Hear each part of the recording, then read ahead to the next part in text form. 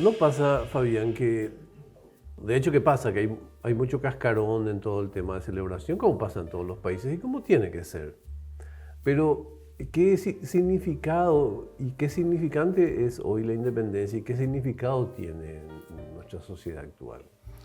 Y yo creo que tiene que ver más allá con una cuestión identitaria, Ujú. la identidad nacional, tener una fecha que nos congregue como paraguayos. En Ujú. este caso, bueno, la verdad que tenemos varias fechas por los episodios que Paraguay tuvo en el pasado, pero siempre la independencia es el puntapié y nace el concepto de nación, aunque no haya sido así para nosotros hoy, ahí nace nuestro concepto de somos Ujú. paraguayos. Ese es el valor que sigue teniendo. Ujú. Ya no esa cuestión nacionalista de vamos a desfilar Sí. porque podemos ir a una guerra. Eso sí se fue perdiendo con el tiempo. Y también con el tema de estamos recontra interconectados. Claro, Hoy se mezclan todas las culturas. en Nos estos días, enojamos con la chocolotorta. en estos días, claro, ese fue uno de los enojos más vergonzantes de mi vida. O sea, realmente no sé cómo nos peleamos con eso. Que es negar la universalidad, ¿verdad? Claro. Peor aún, negar que ni el maíz ni la mandioca son paraguayas. Porque finalmente es regional, Es digamos, ¿no? regional y tiene que ver con los guaraníes. Los guaraníes pues, no son, es patrimonio nuestro nomás. Hay que Tampoco, reconocer tampoco. también Es eso. más, en Uruguay hay más pueblos con nombre guaraní que Que acá. ahora, exactamente. Pero volviendo a ese tema que es muy interesante, de tratar de entender qué es la independencia para las comunidades posmodernas. Entonces vos creés que tiene mucho más que ver con, o tendría que mucho más que ver con la identidad que con el nacionalismo. Pero aún Sí. así, yo sigo creyendo que nos quedamos más en el boato de la celebración Sí. que en el culto de eso, porque el guaraní sigue siendo un idioma que deambula, pero sin... Lo que pasa es que las celebraciones son importantes. Este tipo de celebraciones son muy importantes porque la fecha sigue marcando algo, es lo que nos identifica. Fíjate lo que genera cada vez que hay un festejo de la patria. Debe ser uno de los pocos días donde hay esa alegría, donde la gente hace frío, llueve, llena la plaza. Llena la plaza, canta, grita. O sea, todo ese tipo de manifestaciones te demuestran algo. O sea, uno tiene todavía ¿cómo se llama? Un sentido de pertenencia muy fuerte Ahí está la con lo expresión. que es.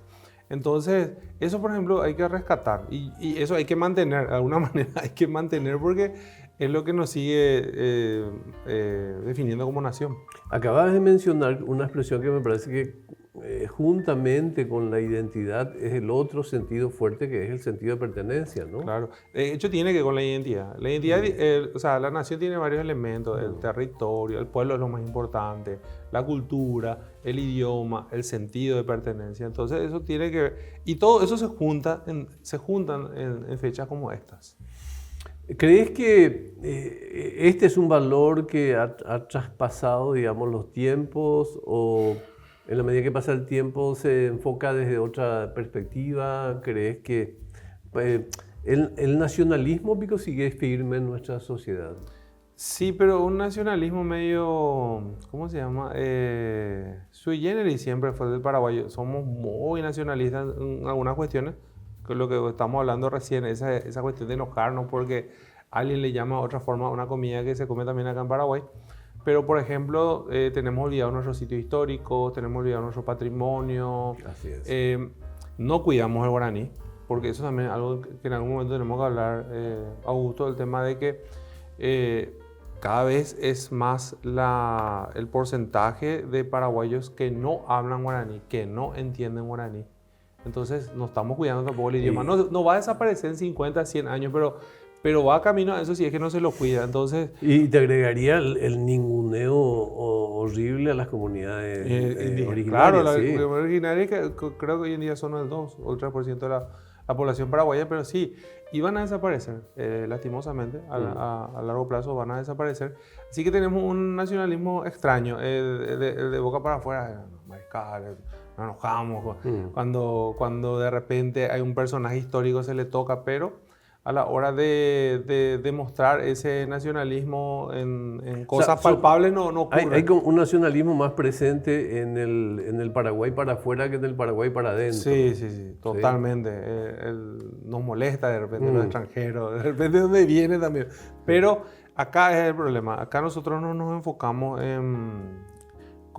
no solamente como Estado, también como ciudadanía, al no atender cuestiones que tienen que ver con lo que está acá, que es lo que se ve. Ahí lo que donde se quería preguntarte si lo que falla es la escuela o la educación, pero tengo miedo de formularte esa pregunta porque la única forma como la escuela paraguaya, en gran parte de su tiempo, fundamentalmente durante la dictadura, transmitió el sentido nacionalista, pues fue con cantar el himno y saber las fechas en que nacieron Los próceres. los próceres. Las carapelas. Y eso finalmente no es. Es lo que vos decías, sentido de pertenencia e identidad. Es parte de la expresión, en todo caso, del tema de poner las carapelas, todo ese tipo. No, cambió mucho. Ya no hay una educación nacionalista. Eso hay que reconocer.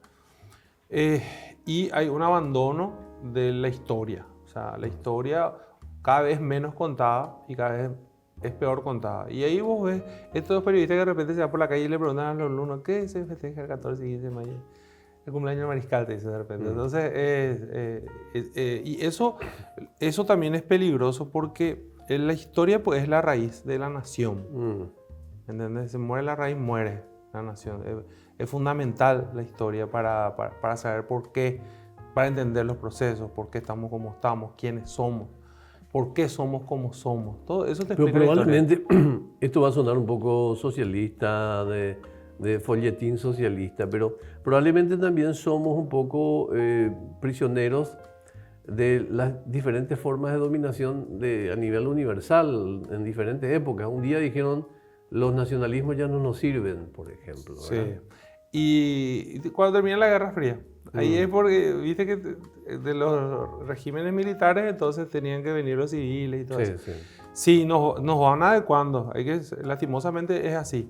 Pero creo que cuando hablamos de nacionalismo estamos hablando del buen nacionalismo. Sí, no estamos hablando del nacionalismo que discrimina y todo eso. No, estamos hablando de cómo nosotros entendemos nuestros procesos históricos inclusive.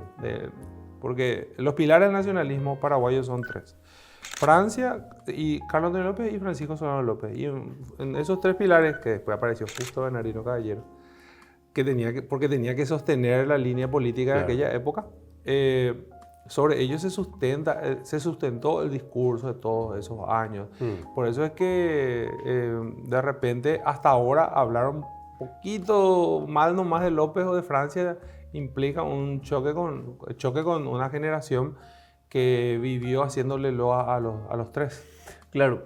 Y también capaz que tiene que ver con el acartonamiento, como transferimos la información histórica. Disculpame, vos sos historiador, no es una crítica a vos porque sos un roedor de mármol de la patria, como decían, como decía aquel memorable escritor y periodista, pero como le decían. Pero también tiene que ver con la ausencia de elementos que son sustanciales de la nacionalidad. El paraguayo tiene buen humor, ¿verdad? Sí, demasiado. Y nos acartonamos para contar ciertas cosas como la historia, por ejemplo, ¿no? Es aburrida como cuenta, yo tengo que reconocer.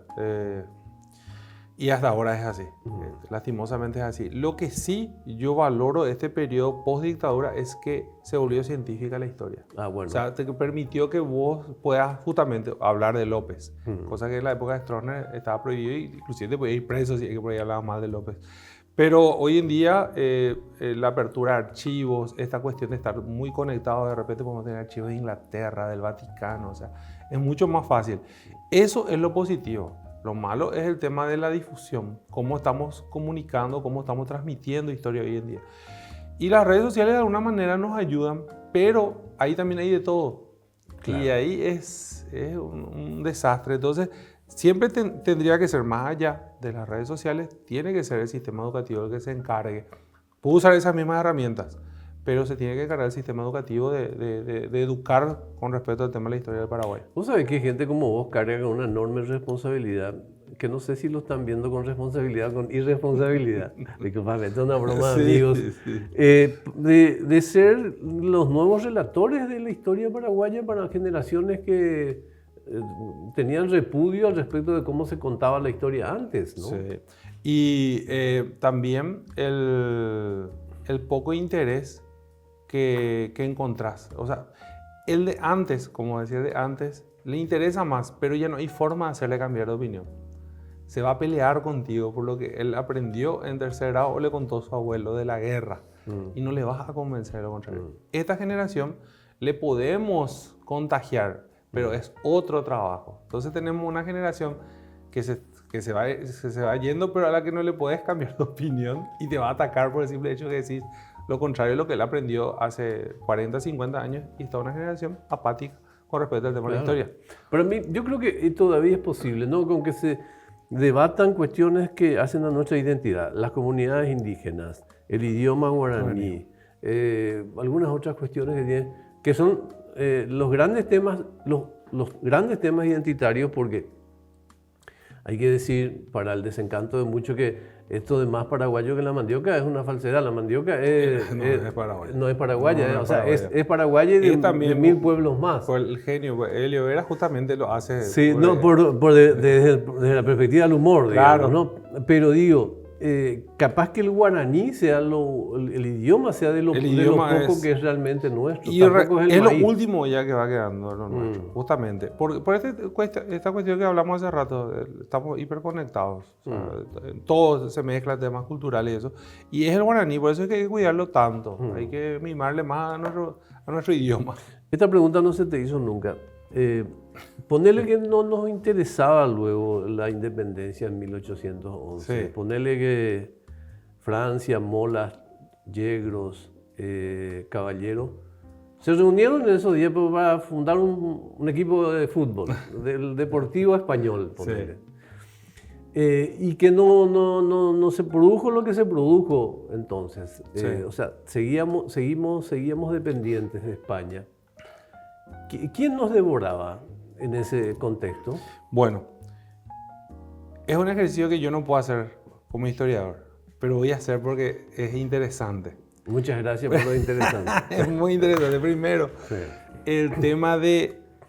El Paraguay no quería independizarse de España. Ocurre porque Napoleón toma España y eso le deja sin rey a Latinoamérica, y acá ya había o sea, en la región ya había ciertas ideas de independencia luego de las invasiones inglesas que habían ocurrido unos años antes nada más, donde participaron también paraguayos.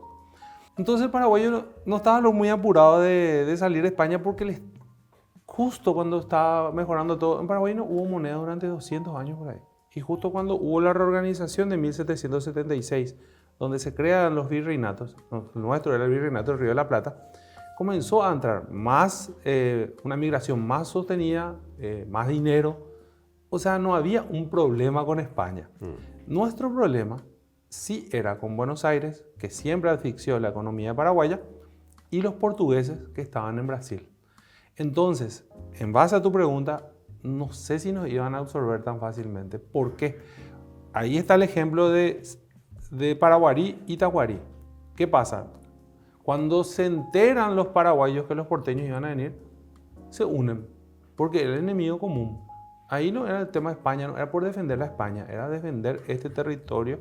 No voy a hablar de identidad del paraguayo. El paraguayo, vos le preguntabas el 14 de mayo qué era, te iba a decir español. Claro, pero capaz que había ya un sentido de identidad. Sí, a partir de un componente, claro, que es el territorio, ¿no? Que es el territorio, exactamente. Y ni siquiera el idioma, porque la mayoría hablaba guaraní, por ejemplo, acá en Paraguay. Sí. Entonces, con Buenos Aires definitivamente no estaban bien las cosas. Iban a tener que anexarnos a la fuerza. Y lo mismo hubiera ocurrido con los portugueses. Antes de ir a los portugueses, ¿en qué lugar fue la batalla esta? ¿De cuál? Paraguarí, donde hoy se llama Cerro Porteño. No tengo más preguntas allí. Bueno. ¿Y después qué pasaba con los portugueses? ¿Qué pasaba con ellos? Los portugueses lo mismo. El paraguayo también tenía... porque eso había aprendido siempre, el que avanzaba sobre el territorio, ¿cómo se llama? Esa imagen de los bandeirantes, ya no existían los bandeirantes, pero estaba la imagen de los bandeirantes saqueando pueblos españoles, matando, o sea, todo eso estaba en la memoria colectiva. Entonces, había esos dos enemigos, no sé qué tan... Probablemente, si es que estos hubieran querido fundar un club de fútbol y no independizarse, uno de estos dos iba a tener que prevalecer por las armas. De otra forma no iba a haber. Exactamente. O sea, no iba a haber una cuestión cultural. Porque no había condiciones para que persista no, había forma de meterse culturalmente. No, es como hoy en día que está el tema de la frontera. Los geopolíticos brasileños siempre hablaron de las fronteras vivas, donde el portugués termina tu territorio. Entonces, hasta eso ya era difícil. No era que iban a poder entrar nomás a territorio haciendo esa invasión sostenida por mucho tiempo. Entonces, no sé, nos iban a tener que resolver le iban a tener que resolver a esos paraguayos por la fuerza. Además, Paraguay ya, era ya un punto importante desde el punto de vista geoestratégico, ¿no? Era la frontera. Paraguay era la frontera con Portugal. Y estuvo siempre olvidado por el tema de que acá no había plata, no había oro. Entonces esta es la frontera. Por eso que no venían tampoco muchos. No es que Paraguay tenía un ejército grande de españoles defendiendo esa frontera. No. Recién en esa última etapa, justamente con la cuestión del virreinato, se fortalecen las fronteras a través de fuertes y eso. Pero anteriormente todo quedaba en manos de los que vivían acá. Había un quilombo en el norte, bueno, perdón el término, pero había que juntar la plata, había que juntar las armas y cada uno con sus recursos iba a defender esa frontera. Entonces España no le peloteó mucho a Paraguay nunca. Y también el proceso de independencia es sencillo con España, porque ¿cómo envías tropas españolas acá? O sea, si estamos en el Mediterráneo, tenías que tomar primero Buenos Aires. Podrías entrar por Montevideo, pero igual iba a ser un lío. Sí o sí, en algún momento iban a pelearse ahí tropas que ya estaban mucho en la zona de Buenos Aires y no iban ni siquiera a llegar acá. Entonces, nuestro problema no era con España, nuestro problema era con nuestros vecinos. Me gustó lo del equipo de fútbol. ¿Quién ahí podía ser arquero, quién podía ser creador y quién podía ser centro delantero? Y yo creo que es difícil, pues Francia yo no sé qué ponerle, porque Francia realmente es el que después marca todo el proceso. El creador. No, para el 14 y 15 de mayo no tanto. Era el creador que terminó jugando en el arco, probablemente. No, sí. Él era uno que era medio suplente ahí. Pero a partir del 16 de mayo se convierte en titular y figura indiscutible. Ese ya es Messi, no sé. Sí, Y Yegros y esos van perdiendo poder, pero para lo que fue el proceso de independencia, el 14 y 15 de mayo, Yegros era nuestro ¿Qué es lo que pasó entre ellos? ¿Qué es lo que pasó entre ellos que se deterioró tanto hasta la muerte de esa relación? Primero, la mayoría de nuestros próceres eran militares, uno. Dos, había una diferencia generacional importante porque Francia era mucho mayor que ellos. Francia 45 y Yegros tenía 30, 31 años, que él era más viejo del grupo. Después eran jóvenes. Sí, todos, jóvenes. Vicente Ignacio Iturbe tenía 21 años. Y él es el segundo más importante de lo que ocurrió el 14 y 15 de mayo. Y uno lo ve con el uniforme militar y se hace la imagen de una persona hiper mayor. Tenía 21 años. Entonces, Francia nunca tuvo muy buena relación con ese grupo. Generacionalmente, él era un intelectual. Era un hombre que ya había tenido cargos importantes. Los otros eran gente de campo de batalla.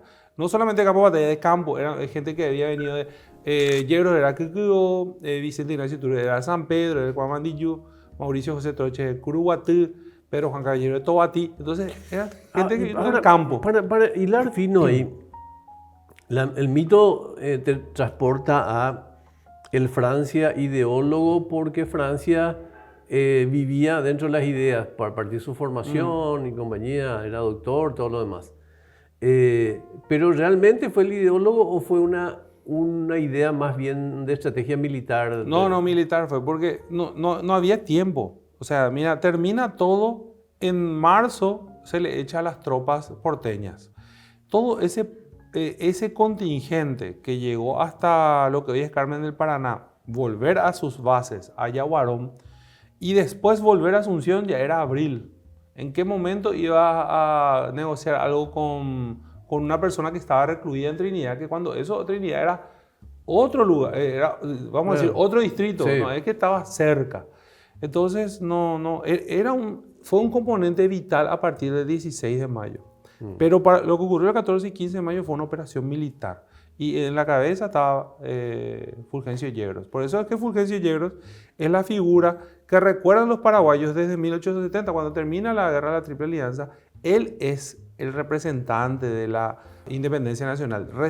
Después recién, cuando prevalece el discurso nacionalista, previo a la guerra del Chaco, es que se le eleva la figura de Francia. Porque además esto es así como cuando vos ves estas animaciones digitales en que va subiendo uno y otro baja. Así mismo. En relación a las tendencias de los tiempos. Así mismo. El predominante en la consideración pública hasta, vas a repetirme cuándo. Hasta el nacionalismo, que comienza a prevalecer a fines de la década del 20. Okay, Preguerra del Chaco. Hasta ir a Fulgencio. Hasta ahí era Fulgencio. Es más, siguió oficialmente en los periódicos, la educación también. Pero después ¿Por qué pasan esos cambios? ¿Por qué cambiamos en términos actuales, por qué cambiamos de ídolos? Porque se le vio a Francia como el padre de la patria por haber soportado el hecho que... ¿Por qué cierra Francia el país? Porque era una amenaza. Lo que hoy es Argentina. Las provincias unidas del Río de la Plata fueron en algún momento una amenaza para Paraguay. Él cierra la frontera y cómo va gobernando que él le comienza, no que le comienza a gustar al Paraguay, evidentemente siempre le gustó, esos gobiernos fuertes. O sea, su impronta es la soberanía. La soberanía, totalmente. La soberanía. Las dos cosas que Francia hace cuando ya muere, consolida la identidad nacional y también la independencia nacional. O sea, a partir de él somos paraguayos. No hay otra opción, somos paraguayos a partir de él. Él elimina todo elemento español y porteñista con el tiempo, lentamente, ya sea a través de expulsiones del país, ya sea a través de fusilamiento, pero elimina ese elemento por el camino y hace una sociedad más homogénea. De hecho, Paraguay era homogéneo porque venía un proceso de mestizaje de 200 años, pero le hace tan homogéneo que le prohibió a por ejemplo, los blancos no se podían casar con los blancos, los españoles, estamos hablando de los extranjeros, no podían casarse con otra mujer blanca. Se podía casar con una mestiza, pero con una mujer blanca no. Porque ahí en la otra generación ya desaparecía pues el tema europeo 100%. Claro. Eso hizo Francia en su gobierno. Entonces, de a poco, con los tantos años que gobernó, entonces hizo que vaya desapareciendo inclusive el europeo 100%.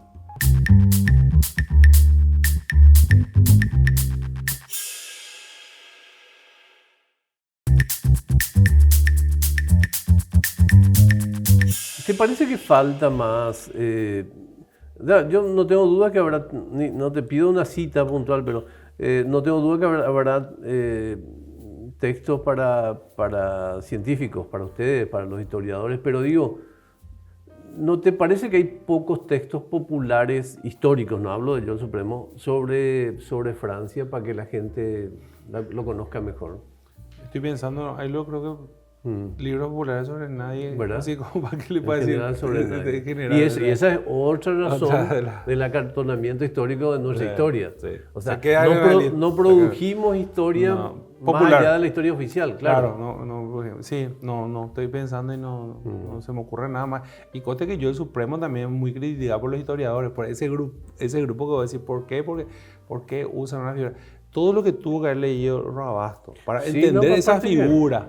Aparte que la ficción es ficción. Tiene la libertad de la ficción. Lo que pasa es que mucha gente sobre todo los que estudian de afuera de Francia, se quedan con el libro Supremo. Y a mí me pasó, hace poco tuve comunicación con un estudiante mexicano que está estudiando en Moscú y él está haciendo su tesis sobre Francia. Y me dice, yo leí todo el Yo Supremo y me pregunta, las citas son reales. Disculpame, esa es una crítica a la producción histórica. Claro que sí. ¿Verdad? No hay acá, o sea, se fue a una novela para tratar de entender el personaje. No lo vemos. Yo Supremo no hizo algo así como aún desde la ficción, ojo, elevar mucho la vara sobre ese personaje y decir, che, ¿quién se anima a publicar una? Porque realmente falta, ¿no? Falta mucho. No solamente de Francia, de todo. Y la figura preponderante en Paraguay es López. Estamos hablando de una figura que, por el tema de la independencia ahora de Francia, pero la figura que lleva todo, o sea, que hasta ahora genera un debate fuerte, que genera muchos libros, es la figura de López y la guerra de la Triple Alianza. Nosotros no olvidamos la guerra del Chaco, el paraguayo en general. El debate mayor sigue siendo por la guerra de la Triple Alianza, lo que significó. Hoy estuvimos hablando de un elemento de la guerra y porque casi destruyó Paraguay y le marcó al paraguayo. Y López, ¿qué representa? La defensa de la soberanía, representa el haber muerto en el último campo de batalla con sus últimos hombres para que no caiga el Paraguay. O sea, todo eso se volvió discurso, se volvió educación. Yo creo que fue con Agustín Barúa que hablamos desde una perspectiva psicológica y él casi valoraba que de lo más eficiente del relato paraguayo es justamente el tema de la guerra Guazú, ¿verdad? Y claro, porque hasta ahora sirve. Ese, por ejemplo, sigue siendo un elemento que aglutina hasta cierto punto. Cuando se convierte en un discurso nacionalista muy fuerte, chauvinista, ya no sirve mucho. Pero que sirve porque López, nos guste o no nos guste, representa todo eso que trataron de recuperar los novecentistas. Eso hablamos en su momento. El novecentismo, ¿por qué le elige a él? Porque justamente representaba esa cuestión de soberanía, representaba esa cuestión de oponerse contra el Tratado Secreto de la Triple Alianza, porque ellos entendían lo que era el Tratado de la Triple Alianza. Hoy en día va a ser más... Ahora tenemos que explicar lo que es el tratado primero, para después entender cuál es la dimensión de López en función del tratado. En algunos recintos tenés que explicar que es triple. Incluso. Sí. Entonces, ok, ¿quiénes son otras figuras que te parece interesante comentar de este equipo independentista? Yegros, para mí, que es preponderante. Sí. Pero Yegros también se mostró ambiguo en algún momento. Yo creo que ya cuando Francia acumuló todo el poder, él vio la posibilidad, bueno, ¿por qué no nos juntamos nomás con lo que hoy es Argentina si de todas maneras íbamos a vivir así, en pocas palabras? Y terminó abandonando un poquitito esas ideas que él tenía de una patria totalmente independiente. Pero sigue siendo una figura para mí fundamental, Yegros. Y Francia es ineludible. O sea. Cuando te decía qué pasó entre ellos, pues a mí, porque ese lapso de gobierno de Francia, que es como que lo que más claro tenemos realmente antes de la guerra Guazú, quizás también porque la tradición oral ayudó mucho con lo que era Francia, con sus mitos. Pero, ¿qué pasó en términos de... Uno terminó preso, otro se disolvió el equipo? No, todos murieron ahí. Todos prácticamente murieron. Hay un supuesto complot, decimos porque no hay mucha documentación al respecto, donde son procesados casi todos ellos. Y en general por traición. Por traición. Fulgencio Yegros está fusilado en 1821. Caballero, sabiendo su condena, se suicida. Fernando Lamora muere en la cárcel. Vicente Ignacio Iturbe, Francia a los Iturbe no les quería, eso era evidente. A Iturbe lo saca de la cárcel para fusilarle cuando él mismo ya se sentía morir. Faltaba creo que 2 años para que muera, 1838, 2 años antes que él muera, le manda a fusilar a Iturbe. Así que, una historia muy triste en torno a todos esos próceres, o sea, de todos ellos. Qué fuerte, ¿no? Pues, digo, sí. Estas cosas que nuestra falta de conciencia crítica nos secuestró, estos análisis, que nuestra falta de conciencia crítica nos secuestró, porque el hecho de que todos ellos fueron devorados por la revolución, bueno, de hecho que da pie a aquello de la revolución la hacen los leones y lo devoran las hienas.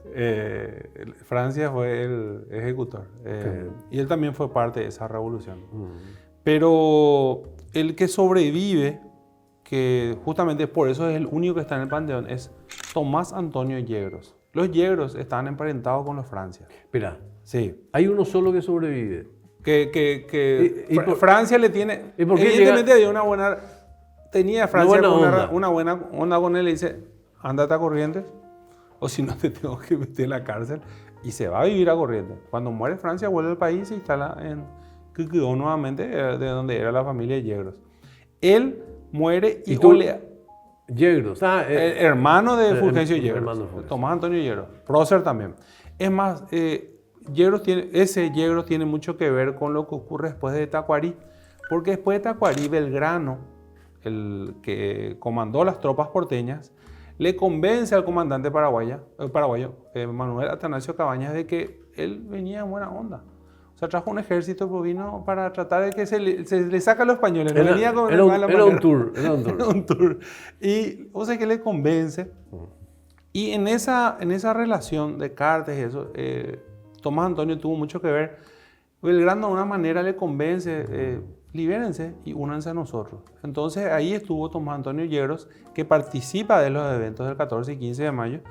Y él muere ya cerca de la guerra de la Triple Alianza. Cuando él fallece, el que rescata la tumba es Juan Oleari, en 1961, cuando iba a cumplirse 150 años de la independencia. Entonces, cuando se cumplen 150 años de la independencia, se rescatan los huesos del único prócer. Es por eso que está en el Panteón. O sea, no tiene relación con ese salvataje que le hizo Francia, sino con el salvataje que hace Oleari. Años después. No, Francia lo que hace es, andate. Y se va el tipo, pero después mueren todos. Inclusive Mariano Antonio Molas, que fue quien propuso la dictadura y propuso que Francia sea el dictador. ¿Por qué la dictadura? Porque en serio, la dictadura, para que la gente entienda, es una figura romana que se usaba cuando Roma estaba en peligro. Cuando iba a haber una invasión inminente o algo, entonces se nombraba a alguien que tenga todo el poder para administrar más fácilmente el poder. ¿Cuál era el problema? ¿Cuál era el peligro que tenía Paraguay? Esa figura que estaba naciendo, que se iba a convertir en Argentina en algún momento, porque sí había intenciones de otra invasión por parte de ellos. Entonces Francia termina cerrando el país. Pero eso murió ya por el año 1820, por ahí ya se podía abrir el país otra vez, pero ya no se abrió nunca. O se abrió muy a puchitos para cuestiones comerciales. Después de este episodio, incluso después del episodio de Francia, como dueño de todo el poder, ¿no? Hay mucho mito, ¿no?, sobre su historia. Lo que pasa es que él centralizó el poder. Él, yo creo que en serio creía que solamente él podía administrar el Estado. Tanto así. Era también un problema de amor propio, ¿no? De mucho. Autoestima. Imagínate el botón que un soldado perdió en Fuente Olimpo, él tenía que autorizar para que se le cosa nuevamente un botón nuevo. Así era, en serio, no te estoy exagerando. Hay remisiones de vestuario, sí, pero muy básico para la última. Él tenía que autorizar eso. Y las cosas complejas como viene un emisario de Bolivia, le va a atender o no le va a atender, viene Artigas con un contingente militar. O sea, esas cuestiones eran importantes, pero absolutamente todo pasaba por su mano. Y nadie podía extralimitarse. Pero a propósito de limitarse, sus gestos de poderoso, de autónomo, eran grandilocuentes también, como que no le recibía a personas. No le recibía. ¿No? A casi nadie le recibió. A casi nadie. De repente secuestraba a un científico que estaba por acá cerca y lo dejaba acá 10 años. Después le permitía salir, que pasó con Bonpland. Que hizo un fabuloso trabajo. Que hizo un buen trabajo. Después también vinieron otros más, Renger y otros que no me estoy acordando ahora, que se quedaron y que inclusive dejaron algunos libros, que gracias a ellos que conocemos también la personalidad de Francia, conocemos el tema del viento norte, que parece hasta un mito, pero era así. O sea, por lo menos eso es lo que se recupera de los testimonios de estas personas que salieron del país que pudieron escribir algo. ¿Cómo es que aparece en escena un poco más tarde este señor que se llama Carlos Antonio López? Carlos Antonio López era también una persona ya respetada que se había alejado del poder central, o sea, del campo de influencia de Francia, que era Asunción. Se fue y se mudó hacia la zona de Villa Rosario, primero, y después en la zona de la confluencia del río Mandubira con Paraguay, que hoy es Arroyo y Estero. Se mantuvo lejos. O sea, si vos tenías cierto poder, lo mejor era estar lejos. No lejos, lo mejor era... más que poder, cierta preponderancia. Que vos tengas unos cuantos aleros ya estaba mal. Entonces mejor nomás bien allá recluido. Su esposa tenía mucha plata, él había tenido algunos casos que había llevado como abogado, entonces era conocido. Hay alguna relación entre él y Mariano Roca Alonso que en serio yo no encuentro, pero evidentemente había, que Mariano Roca Alonso le elige a él como su secretario, o sea, la persona que piense por él, era militar. Y Mariano Roca Alonso, en un periodo breve de anarquía después de la muerte de Francia, se apropia del poder, porque era imposible. ¿Qué hizo Francia? Como no formó una élite intelectual, militar, nada, estaba lleno de brutos. No había herencia. No había herencia, y esos brutos No trataron... había heredero, perdón. esos brutos trataban de quedarse con el poder, un golpecito acá, otro golpe acá. Después dijo, Mariano Roca Alonso dijo, basta, y él toma el poder. Y se arrima a Carlos Antonio López, y ellos forman el consulado, que realmente el consulado es 90% Carlos Antonio López. Mariano Roca Alonso, ¿sabe qué hizo? Como era militar, Que el brazo armado. era el brazo armado, y reorganizó el tema de cómo tenía que funcionar las milicias, sobre todo sobre la costa del río Paraguay, que era fundamental para Paraguay. Pero después nada más, después todo era Carlos Antonio López, y a partir de ahí se vuelve preponderante, después hegemónico también. Y evidentemente a Mariano Roca Alonso no le interesaba mucho el poder tampoco. Y sube Carlos Antonio López y empieza otro periodo, también dictadura, pero mucho más aperturista. O sea, una vez que Argentina reconoce la independencia del Paraguay, en 1852 recién, Paraguay sale al mundo. Sale al mundo y le envía a su hijo como emisario, busca el reconocimiento de otras potencias, trata de traer tecnología, y a partir de ahí podemos hablar de una primera modernización del Estado paraguayo. O sea, demoraron toda la etapa de Francia en el tema de reconocimiento. Sí, porque Francia tampoco se preocupó mucho por eso. Para Francia era una amenaza a todos los extranjeros. Tanto así que eliminó las congregaciones religiosas. Él dijo, no, el Papa soy yo acá. Acá yo soy el Papa. No, ustedes no van a recibir información acá. Todo se me vuelven diocesanos, en pocas palabras. Claro. Dependen del Estado, comienzan a depender del Estado, ya no dependen de sus congregaciones de afuera. Entonces, o sea, se llega a Dios a través del Estado. Así mismo. Entonces Francia hace eso. Y todo lo que fue la organización de ese primer Estado paraguayo que hace Francia, deja a Paraguay libre, independiente, pero sin gente que pueda gobernar. Bueno, llega Carlos Antonio López e inaugura un proceso que es bien recordado, ¿no? Sí, es mejor recordado que Francia, porque por todo lo que estoy diciendo. Él también tuvo sus problemas. Siempre se dice que dijo que con Brasil las cosas con la pluma y no con la espada. Y él solamente gobernó con la espada. O sea, todo era problema. Eso sí, sabía dónde parar. Tuvo problemas con Francia. Con Francia, país, potencia cuando eso mundial. Tuvo problemas con Inglaterra. La primera expedición naval militar que ejecuta Estados Unidos era contra Paraguay. Estaban viniendo ya los barcos. Volvé a contarnos eso, por favor. Bueno, por cortesía, cuando vos entras a los países, los barcos paran en la frontera, está la unidad militar y hacen un saludo a la bandera, etc.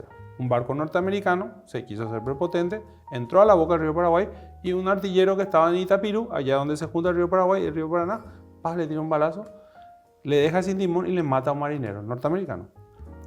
Norteamérica ya cuando se enteran, la guerra. Y preparan una expedición naval. O sea, en nuestra primera guerra internacional no peleamos. No íbamos a pelear con Estados Unidos.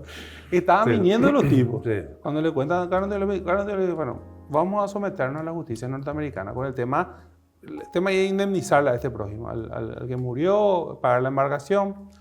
Perfecto, estaban viniendo y con eso desactiva la cuestión de Estados Unidos y se acoge a lo que dice la justicia norteamericana, que era una indemnización. Paga la indemnización y terminó.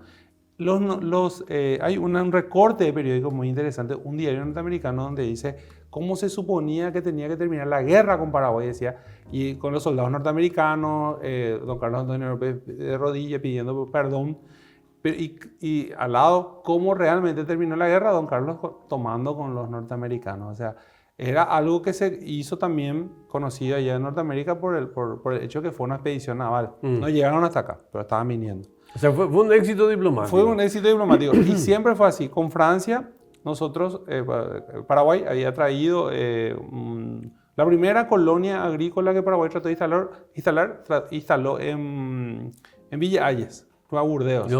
Bueno, eso fracasó. Los franceses comenzaron a morir de hambre, los tigres comenzaron a comer franceses, los indígenas también de la zona. O sea, se hicieron un festín con los franceses y quisieron volver. Y don Carlos le dijo, bueno, van a volver, pero me van a tener que pagar. Pues yo pagué para que ustedes vengan. Socorro a los franceses cuando Francia iba a tomar también, cuando eso era la potencia, Francia, y Francia sí ya tenía barcos por toda la región. No es como los norteamericanos que estaban viniendo. Entonces, cuando se pone complicada la cosa, cuando ya la correspondencia ya era muy áspera desde Buenos Aires, de la legación francesa de Buenos Aires, entonces don Carlos le dice, bueno, váyanse.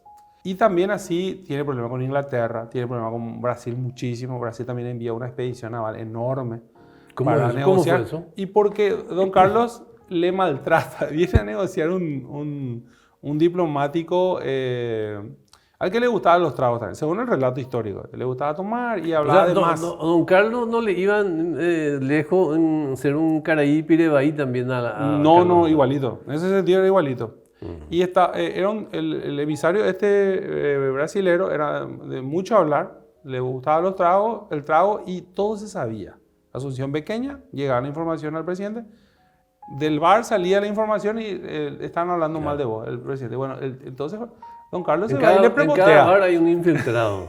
Sí. Y ahí se va don Carlos y se enfrentan. Y el otro se va lo visita al palacio. No. Lo que es la casa de los gobernadores. Lo visita allí y hay una pelea. Y ahí le reclama su conducta. Y el tipo se va enojado y viene una expedición naval. Así luego, ¿no? Y era la época que se solucionaban así las cosas. Entonces, pero se quedaron en Itapirú porque realmente no iban a poder pasar por el tipo de barcos que tenía y lo que Paraguay tenía ya en un Maitá para defenderse, no iban a poder pasar. No eran boludos tampoco. Entonces dejaron toda su expedición, un solo barquito subió y vinieron a negociar. Con permiso. Con permiso de don Carlos. Vinieron, negociaron con don Carlos. Dijeron, bueno, vamos a tratar el tema límite dentro de 6 años recién. Eso es 1856, estoy hablando, se traspasó 6 años. No vamos a pelear por 6 años por lo menos. Y a eso se llegó. Pero siempre era el límite de don Carlos. O sea, no es que era tan bueno como quieren pintarle.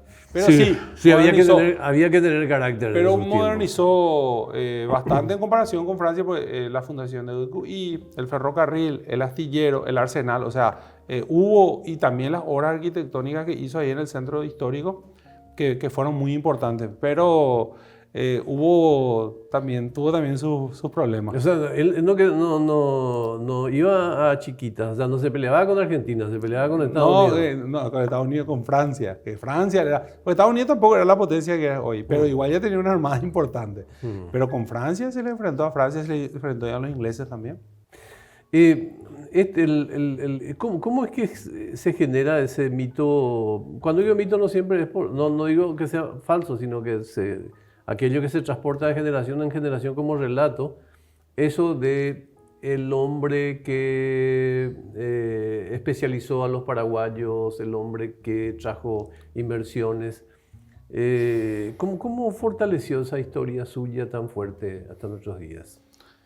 Y porque justamente el nacionalismo hizo eso, exageró el primer ferrocarril. Nosotros estamos en una isla rodeada de tierra. Brasil, por supuesto, tuvo primero. Todo lo que tienen costa tuvieron todo primero. El primer telégrafo. Todos nosotros éramos el primero. Pero hablando del primer telégrafo, no puedo dejar de... Me sacaste el tema. Esa historia, esa proeza del telégrafo no tiene nada que ver con lo que estamos hablando, pero durante la guerra, ¿verdad? Esto del telégrafo en cada... Eso habrá sido un trabajo impresionante. Sí, ¿verdad? Ese vino un alemán. O sea, un alemán vino a hacer las obras. Y justo cuando empezó la guerra llegó hasta Paso de Patria. Sobre la costa del río Paraguay, por supuesto.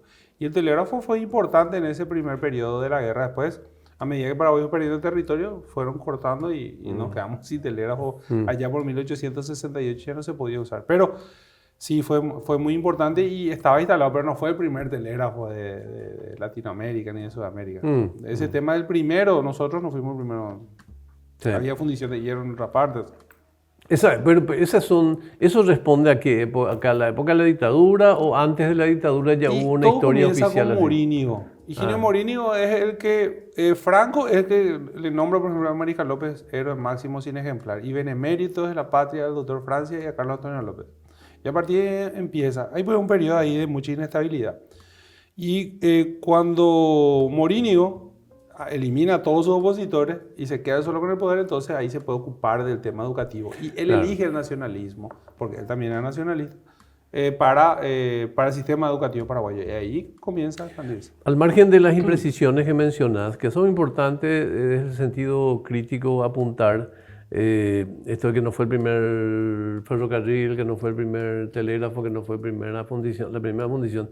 Sin embargo, sí se le puede atribuir ese gesto de prosperidad. Sí, eso es categórico. Se modernizó, eso nadie le puede quitar. ¿Y en qué momento él dice, advierte que su heredero es su hijo y... Cuando estaba por morir ya. Cuando estaba por morir. De hecho, los 2 últimos años de su gobierno ya creo que ya gobernaba Francisco. Él le preparó para eso. Le nombró general a los 18 años. Le envía como emisario a Europa para que logre el reconocimiento de Paraguay en el mundo y también traer tecnología y también lograr que los paraguayos se puedan ir a estudiar allá. O sea, le confió las decisiones más importantes del gobierno a su hijo. Cuando él vuelve, le confió la defensa porque lo estaban viniendo los brasileros. Después también le envía a Argentina, a Buenos Aires, para lograr el Pacto de San José de Flores que unió por unos años a los argentinos, tanto la provincia de Buenos Aires como las demás provincias. O sea, no le das ese trabajo a alguien a la que nos estás preparando para el siguiente paso. Y eso ocurre, prácticamente heredó el poder Francisco Solano López. Pero la etapa diplomática, la etapa, digo, para su edad, para su formación, lo hizo bien, no tuvo ese abrupto, ¿no? En general sí. Lo que logró en Europa es rescatable, porque en serio logra, menos de España. España recién reconoce nuestra independencia en 1880, por ahí, después de la guerra. Pero después logró el reconocimiento de todo. Se fortalecieron los lazos con el Vaticano, que cuando eso era muy importante todavía, con los ingleses, con Francia. Napoleón III le llegó inclusive le tuvo cierto cariño, por eso es que él participaba en muchos de estos bailes en Tullerías, que era donde hacía sus bailes Napoleón III.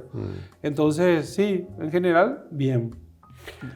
Bueno, y se produce, digamos, la relación amorosa que va a marcar su vida también. Con Malich. Ahí empieza, ella ya viene embarazada, tan embarazada que tiene que bajar a Buenos Aires para parir porque no iba a llegar a Asunción. Y se queda un tiempo ahí. Pero sí, ahí empieza esa relación que también marca un poco la historia del Paraguay.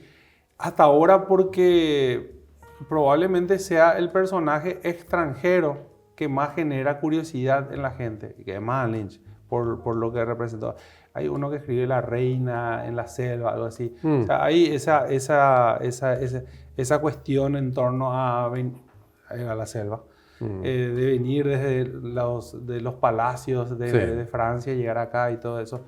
Y hasta ahora genera esa curiosidad increíble. Y de hecho que era una época en la que, al contrario quizás de Francia, digo, la época de los López había como un interés de replicar el boato de Europa y compañía. Sí, el tema de los bailes, cambia la cultura. También hay que decir que no es ella sola. ¿Por qué? Porque detrás de los cientos de técnicos que vinieron de Europa, vinieron también las mujeres de estos técnicos. Entonces, todas ellas cambian las costumbres de las paraguayas, desde el calzado hasta los accesorios que usaban, hasta el tipo de peinado, los maquillajes, o sea, cambia, eso es categórico. También el tipo de música, ellos afectan mucho esa cuestión de la música. London Carapé, por ejemplo, que era algo que se escuchaba mucho en la guerra de Triple Alianza, tiene que ver justamente ya con esa mezcla del Paraguay con la impronta que venía de allá. Sí, ese es un Yopará. Un Yopará. Sí, Entonces, a partir de esos extranjeros van cambiando las costumbres de los paraguayos. Eso es categórico. Tengo una enorme pregunta sobre la guerra del Chaco, como me indican que tenemos que llegar hasta aquí en el tiempo. Así que... No vamos a hablar ahora. No me permiten, me dijeron 1870 y terminás la entrevista. Terminó. Iba a ser muy largo. Muchas gracias. ¿Sí? No, gracias. Muy amable, muchas gracias. No, gracias. Y muchas gracias a Villa Morra Residence por recibirnos todas las semanas. Con Basa ahora tenés una tarjeta de crédito que podés obtenerla en el momento y utilizar sus beneficios al instante. Descarga tu tarjeta de crédito desde la app de Basa, seguí los pasos y disfrutala ya. Basa, literalmente, cuando quieras, estamos.